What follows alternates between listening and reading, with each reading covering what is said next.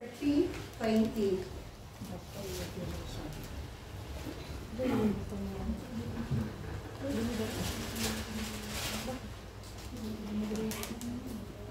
Amen. Sa chapter 3:20, it is here. Behold, I stand at the door and knock. If any man hear my voice and open the door, I will come into him and will sup with him and he with me.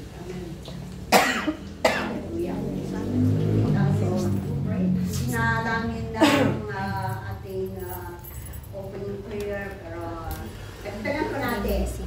Hallelujah. O Panginoong Diyos, Ikaw po ay aming inaanyayahan sa oras na ito at Ikaw ang maghari sa gitna namin, Panginoon, by the leading of your Holy Spirit, O Lord God. Father, I pray, O Lord God, that open our ears to hear your words and also our heart upang sa gayon ay aming papasukin ang Panginoon sa puso namin. Panginoon, Lord, I also ask you that anoint my tongue as I deliver your words in the name of Jesus, I pray. Amen. Noong nakaraang mga linggo ay ating pinakinggan dahil sa revelation na ito ay may mga 7 churches na nakalagay sa revelation na ito. At noong pinag-aralan natin ang isang church na sabi nila, I love you, but there's one thing I need from you. You have forgotten your first love. Sa ngayon, may ayaw din sa church sa Laodicea. Dito sa Revelation 3:20, ang pinag-uusapan dito ay tungkol sa church ng Laodicea. So, sa Laodicea na ito, tinawag ng Panginoon na the church of Laodicea is a lukewarm church. Bakit kaya tinawag ng Panginoon na lukewarm church ang Laodicea? May history ang Laodicea na ang city of Laodicea has no water. They have no source of, they do not have their own water. Kaya ang water kaya nga tinawag lukewarm.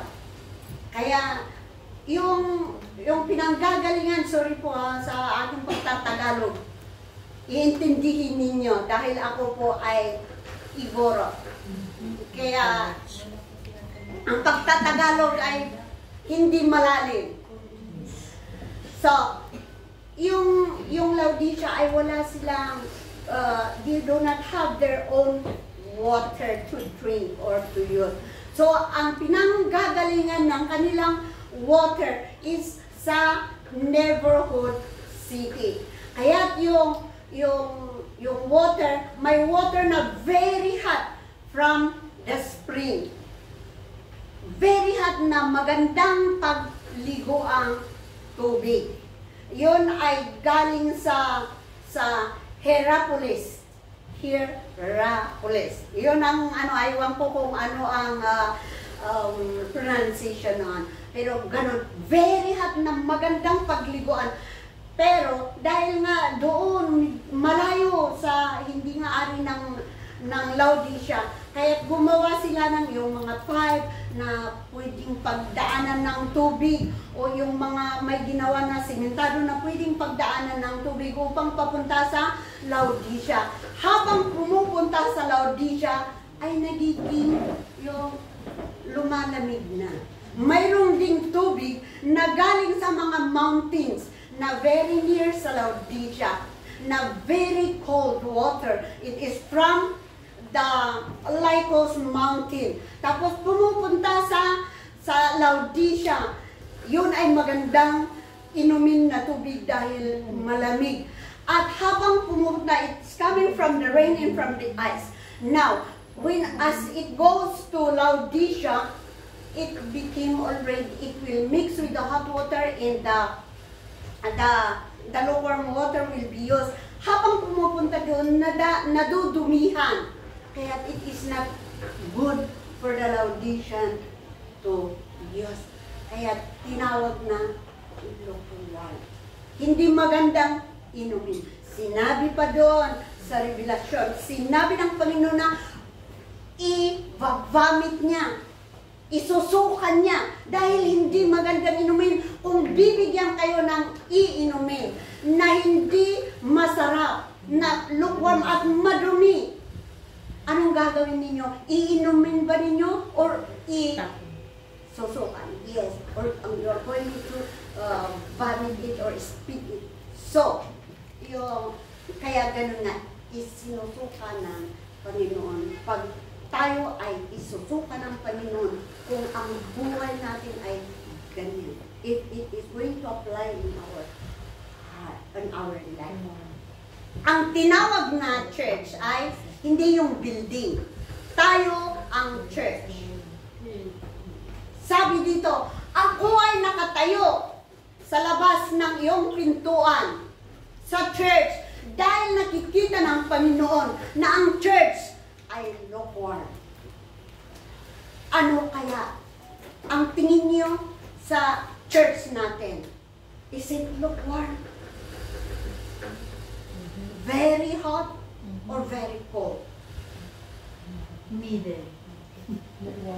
Sa sarili ninyo, bilang Kristiyano, bilang anak ng Panginoon, ano ang tingin ninyo sa iyong sarili bilang anak ng Panginoon? Very hot. Sa sarili mo. Are you so hot? Very hot. Very cold? Or lukewarm? Ang Diyos at ikaw ang nakakaalam. Kaya ang Diyos ay nasa labas, kumakatok. I stand at your door in knock. Whoever hears my voice, will come and dine with him, and he with me. Amen. Amen. Hallelujah. Naniniwala ako na ibinibigay ng Panginoon ang message na ito dahil kinakailangan nating suriin ang ating puso, ang ating buhay.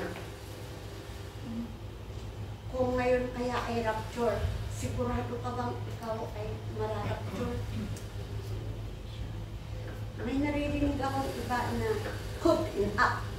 Pag na-caught in up ka, na iba ang puso mo, na lukewarm ka, or kung ano ang ginagawa mo, hindi ka mararapture. Pero, pag ready ka na, ikaw ay mararapture.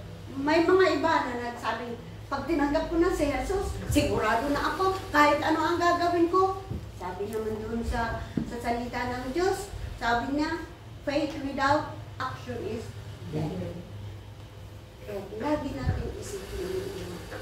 Kaya hindi lahat, kahit din sa Israel, ang mga Israelite, hindi lahat maliligtas. May ilan yun? May maiiwan.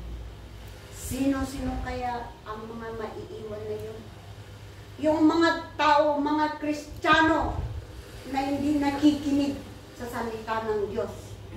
Iniinsulto ang salita ng Diyos. Iniinsulto ang Holy Spirit. Iniinsulto ang Diyos. Kaya sa ating lahat, naniniwala ako na may gusto ng Panginoon na baguhin sa buhay natin habang hindi pa tayo ma-rapture o hindi pa dumating ang rapture. Dahil pag nandun kayo sa Great Tribulation, I doubt you will be saved there. There will be some who will be saved on that tribulation, but iilan lang. Kunti lang na sakit, aray! Kunti lang na problema, nag-give up tayo. How much more when you will be one of them who will be in the Great Tribulation? Maliligtas ka kaya? Kaya, sa ngayon, sabi ng Panginoon sa bawat isa sa atin, Hindi lang kayo, hindi lang ako. Kasi sa church, nag-uusap ang Panginoon sa bawat isa sa atin. Tayo, nakikiusap ang Panginoon o nagsasalita ng Panginoon. Sabi niya, ako ay nasa iyo, labas ng puso. Ako'y kumakato sa iyo. Dahil may nakikita ako sa buhay mo na hindi kalugod-lugod sa aking harapan. Kaya, yung buksan ang iyong pintuan. Ako ay papasok at ang relasyon natin ay magiging mabuti. Matuto ka sa akin. Kaya, not sa atin yun. Kung pinapakinggan natin ang pagkatok ng Panginoon. We are saved. But as the days go by, we are becoming something. Like we are not already different from those who are not saved. From outside the church, there is no difference already. Nakiki-compromise na tayo. Baka worse pa tayo. Ano yun? Kaya mga iba sabi nila, parehas din. Wala namang pagbabagong nakita ko sa buhay niya eh. Nag-born again siya.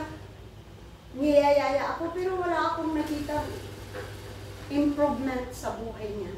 Paano mo kaya mayaya ang isang taong hindi naniniwala sa Panginoon? Mas mabuti pa yung hindi naniniwala. Wow, ang kanyang gawa. Pero yung born again, anong nabago sa kanya? Wala.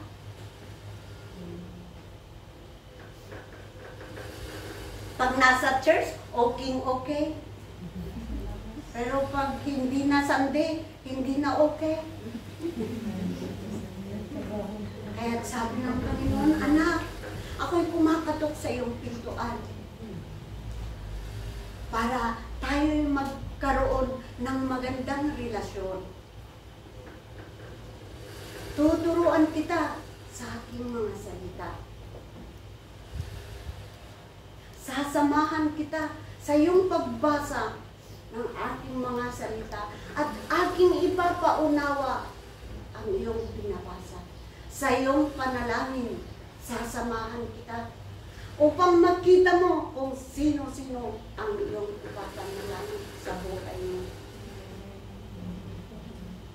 Sa iyong pagkain, ipapakita ko sa iyo ang dapat mong kainin. Kung ako yung ipapasok sa iyong puso. At I will be your shepherd of your life. Pag ako ang shepherd ng buhay mo, hindi ka na mawawala sa harapan ko. Sure na ikaw ay marami ito pagdating ko. Lahat tayo may kulang sa ating pananampalataya. Hindi lang kayo, tayo lahat. Kaya ang salita na, o ang message na ito ay para sa inyo, para sa akin, para sa ating church. Sana sa pagkarinig natin ng kanyang salita sa ngayon, sana kahit may kunti, may matutunan tayo sa kanyang salita. Ito ay kanyang mensahe sa bawat isa sa atin. Nakikita natin na nababago na ang lahat ng panahon. Bakit kaya kung minsan kahit your desire to be the best, to be like Jesus, but bakit tayo nadadapa? Bakit? Ano ba ang kulang? Kaya muling kumakatok ang Panginoon sa buhay natin. It's because we are in the world full of sin. Marami. It's because of many things that are surrounding us. Pag nasaktan tayo, madali tayong masaktan. Dahil minsan, wala nang no one else who can impress us. Ang hirap, lalong-lalo na tayong mga OFW, maraming paghirap ang ating naranasan. Minsan parang walang pakialam ang mga kapamilya natin. Ang alam lang nila is tumanggap. Pero hindi nila alam kung gaano tayo naghihirap. Ay, dahil pag kasi nagpa-picture ang OFW, naka-smile. Tapos, naka-disinte. Naka-disinte pala dahil linggo. Pero, hindi natin pinipicturan yung mga damit natin sa pambahay, yung mga kinakain natin. Pag pinicturan din naman natin ang ating pagkain, mga kumplito. Tapos, pinopost pa natin.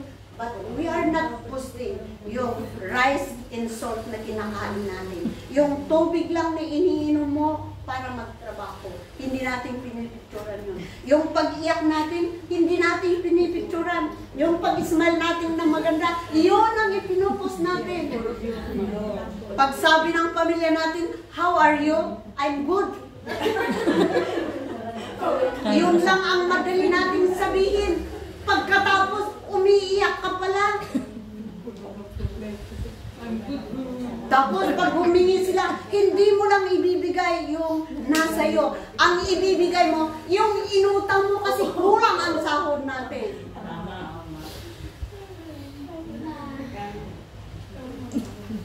Sabi sa church, ibigay mo ang nararapat. Dahil nga sa maano kang umutang, yung ano mo yung ibibigay mo na sa church. Ibibigay mo na. Sabi nga natin, seek ye first the kingdom of God. But we are not seeking. Yes. Inuuna natin ang pamilya natin. Inuuna natin ang lahat. Lahat. Seek ye first the kingdom of God. Ay, pagod na ako. Dahil sa ano ngayon? Mag-fasting na tayo, ha? Sabi ng warrior leader. Yes. Tapos, dahil sa mabigat ang trabaho mo, nagugutom ka na, napapawisan ka na, gumagano na. Ay, sa next na lang ako, saka ako mag-fasting. Iyon ba ay seek ye first the kingdom of God? No. There is no sacrifice have been done there. Kaya, maraming para. Kaya lang, iilan lang. Pero alam na alam ko at naniniwala ako na alam ninyo sa iyong sarili ang iyong pagkukulang sa Diyos. Kaya, Diyos na lang ang bahalang makipag-usap sa bawat isa sa atin. Sabi niya, ako ay kumakatot. Hahayaan mo pa ako na laging nasa labas ng iyong puso. God is patient, waiting outside, knocking at the door of your heart. Hahayaan mo pa ba siya na doon ka na lang, diyan ka lang, sige, katok ka lang ng katok, diyan ka na. Kasi pag pumasok ka na sa buhay ko, marami na ang mababago sa aking buhay. Iiyak ako. Marami na. Yung mga gusto ko, hindi ko na magawa. Dahil ikaw ang masusunod sa buhay ko. Kaya dyan ka muna. Magpakasarap muna ako, ha? Pero alam mo ba, ang pagdating ng Panginoon, maybe you will be left behind if you leave your Lord Jesus knocking always outside of your door and you will not let Him come into your life to rule your life. Sa text na ito, may mga lesson na ating makukuha dito. When He is knocking at your door, He's asking permission. Hindi basta pumapasok o wala kang permission. Kaya, I am outside, knocking. Bakit kaya hindi na lang papasok? Dahil matigas ang ulo natin. But, God is asking your permission. Upang sa gayon, sa pagpasok ng luha. At ikaw rin ay taos puso mo siyang ipapasok or i-invite. So there is permission there. Sabi nga nga doon sa, if you ask, it will be given. If you not, it will be given. So, nasa ating desisyon po, bubuksan natin. Kaya may invitation din. Our invitation, God is waiting for our invitation. Pag pumakatok, Lord, come in. Lord, I am opening my heart. Come in and sit in my heart. Kaya, He's waiting for our invitation. Sabi, pag come in, dine with me. Come in, and He will dine, and we will dine. Kaya, habang kung pumasok siya, ay nakikialam na sa buhay mo. At may right ka rin na humingi dahil andyan na eh. So, Lord, ano ang gagawin ko dito? Kaya parang there is an exchange of ideas. You know, ganito, dahil nga pinapasok mo, siya na ang maging shepherd ng buhay mo. Siya na ang maggagat lahat sa buhay mo. There is a relationship between you and the Lord. Doon din sa yung pagka nagkaroon na kayo ng relationship, yes, you are knowing more about Him. Yung, ano ba yun, parang pinapalakas ka niya. Kaya nagkakaroon ka ng kalakasan ng loob. You have the strength already there because He is with you. Ay, andito naman. Di ba noong umalis na si Jesus, parang nag-ano na ang mga disciples, ay wala na, parang wala ka nang magawa. But when you are having a relationship between God and you, napapalakas ka na, na-empower ka na, ang Holy Spirit andun na, pag mawala na siya, kayang-kaya mo na dahil tinuruan ka niya. Pag wala nga ang pastor sa church, wala naman si pastor, mag-awit-awitan na lang tayo. We are already empowered, or we have already heard many things. Why don't we stand and be the one to do it? So, tayo ay tinuturuan ng Panginoon upang sa gayon ay tayo rin ang gagawa ng mga iniwan niya or itinuro niya sa atin. At sabi doon, I will never leave you nor forsake you. Kaya kahit tayo ay nag-aaral ng salita ng Diyos, tayo ay, marami na tayo ay nagtutulong-tulungan. Minsan, kagaya ng Laodicea Church, wow! Talagang they are wealthy already. Ano na yun sa Tagalog? Mayaman na sila. Ang church nila, mayaman. Wala na silang kailangan. Tapos pag may papa, hindi na natin kailangan. Satisfied na tayo. We have a self-satisfied. Na parang hindi na natin kailangan. Kung gusto na yung tayong bumili, sige na. Parang hindi natin kailangan ang tulong ng iba. Ayaw ng Panginoon yun. Dahil satisfied na tayo sa mayroon sa atin. Hindi na tayo magbasa. Bakit kailangan pa natin magbasa ng salita ng Diyos eh? Narinig na natin.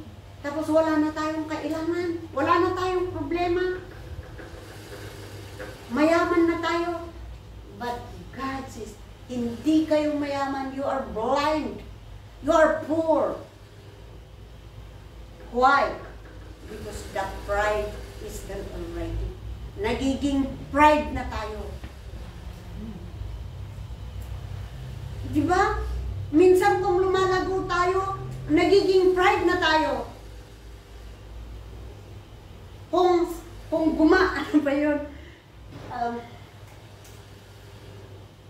ba yun sa Tagalog? Yung pag umaano na tayo, yung pag marunong na tayo sa mga salita ng Diyos, akala natin, hindi na natin kailangang makinig pa. Dahil alam na natin, nabasa na natin ang Genesis to Revelation. Revelation to Genesis. Pag may nasabi, memoryado mo na. Pero hanggang sa memoryado pala, hindi nakikita sa buhay mo. Dito, sa isip mo, dahil matalino ka. But that pride is there. Lagi nating isipin na kung bakit bumagsak si Lucifer ay dahil sa pride. In pride comes before destruction. Kaya tandaan natin, huwag tayong maging ma-pride. Kung meron na tayo. Minsan kasi, ay sa agapi, ganito kami, kayo. Minsan naririnig ko yun. Minsan din na ano sa akin. Ay hindi, sa church namin ganito. Yung itinataas natin yung ano natin. Pero, hindi pala, ay, kayo dyan, ay ano. Mayroon ka na ganito, andyan na. Para natin ini-small. Sa totoo lang, kapatid namin sila.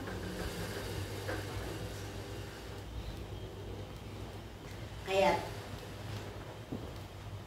kailangan natin pag-aralan ang ating sarili.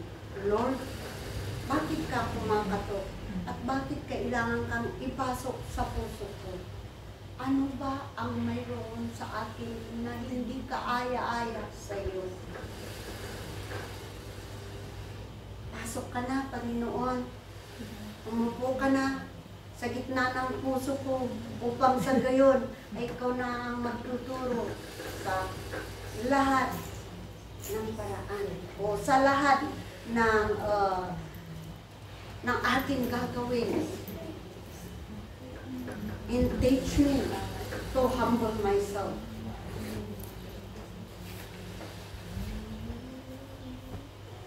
Amen. Pag tayong maging Laodicean Church, para hindi tayo isusuka ng Panginoon. Sana, mula ngayon na ating narinig ito, lagi nating tandaan na pag hindi tayo nakikinig sa salita ng Diyos at hindi natin siniseryoso ang pagpupuri o pagsilbi sa Panginoon, isang araw ikaw ay isusuka ng Panginoon dahil matigas ang iyong puso.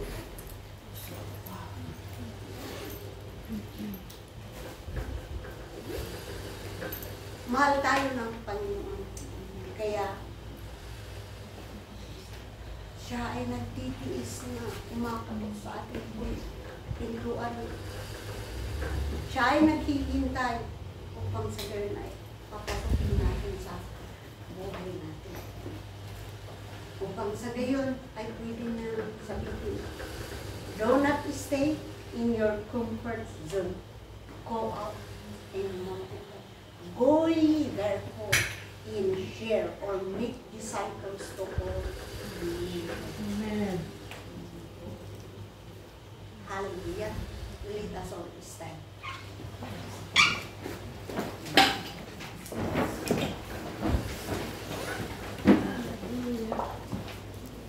Hallelujah. Oh, hallelujah, hallelujah, hallelujah. Jesus. Hallelujah. Oh, hallelujah. Hallelujah. Hallelujah. Lord Jesus, thank you for your words that we have heard today, Lord God. Father, we believe that nothing is hidden from you. And you are knocking outside of our heart. Right now, O Father God, lahat ng nakatayo kaming lahat na nakatayo sa iyong harapan, aming binubuksan ang aming puso. Panginoon, pumasok ka po sa aming puso, Panginoon.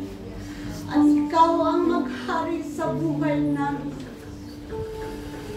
Sa aming pananalita, sa aming gawa,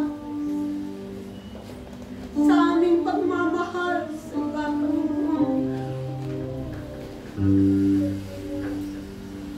Ikaw po ang mag-guide sa bawat isa sa amin, Panginoon. Dahil naniniwala po kami na malapit ka nang dumating.